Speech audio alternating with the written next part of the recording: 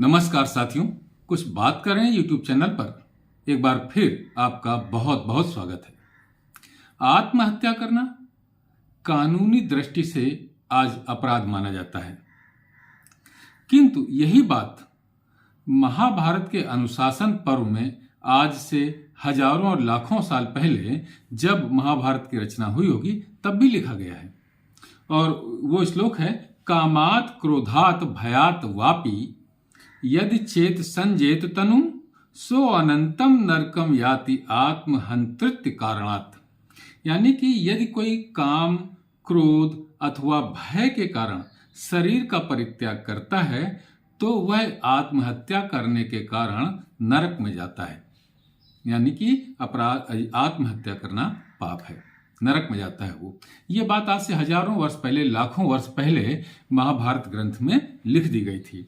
एक और जो हम लोग सामान्य रूप में बात सुनते हैं कि ना तो किसी को सदा दुख मिलता है, ना ही सदा किसी को सुख मिलता है। सुख और दुख आते जाते रहते हैं। ये बात कहाँ से आई? ये बात भी महाभारत ही ऐसी बातों का मूल स्रोत है। उसमें भी एक श्लोक है अनुशासन पर्व का ही, न नित्यम लभते दुखम न नित्यम लभते सुखम सुखास्यांतरम दुखम दुख स्यांतरम सुखम। यानी कि सुख और दुख एक दूसरे के बाद आते आते रहते हैं। और एक तीसरा श्लोक वो भी बहुत चर्चित है, वो है कि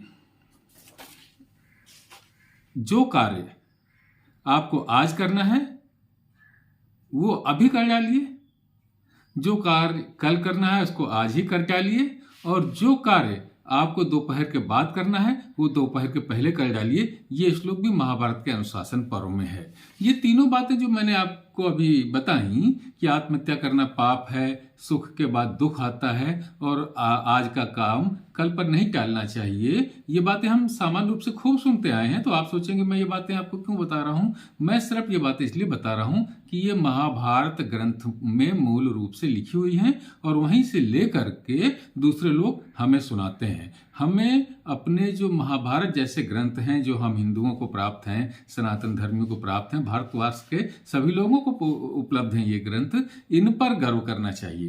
क्योंकि जो जातियां, जो देशवासी अपनी सभ्यता संस्कृति के प्राचीन ग्रंथों को भूल जाते हैं वो भविष्य में उन्नति नहीं कर सकते। क्योंकि अगर उन्हें याद ही नहीं होगा कि हम कितनी महान सभ्यता संस्कृति के धनी हैं, उसके वाहक हैं, तो वो अपने आप पर गर्व ही नहीं कर पाएंगे। और जो गर्व नहीं कर पाएंगे वो भविष्य में उन्नति करने का आत्मविश्वास उनके अंदर नहीं रह जाएगा। तो साथियों, ये जो महाभारत जैसे हमारे प्राचीन ग्रंथ हैं, इनमें दी हुई शिक्षाएं बहुत महत्वपूर्ण हैं। इनके अनुसार आचरण करिए और इन ग्रंथों पर गर्व करिए कि ये ग्रंथ हमें उपलब्ध हैं। तो साथियों, आज की चर्चा में बस इतना ही। कल किसी और मुद्दे पर आपसे बात करूंगा। तब तक के लिए जय हिंद, वंदे मातरम। आपने अगर हमारे इस चैनल को सब्सक्राइब नहीं किया है तो कृपया सब्सक्राइब करें, वीडियो पसंद आए तो लाइक करें और अपनी टिप्पणियों से हमें जरूर अवगत कराएं। नमस्कार।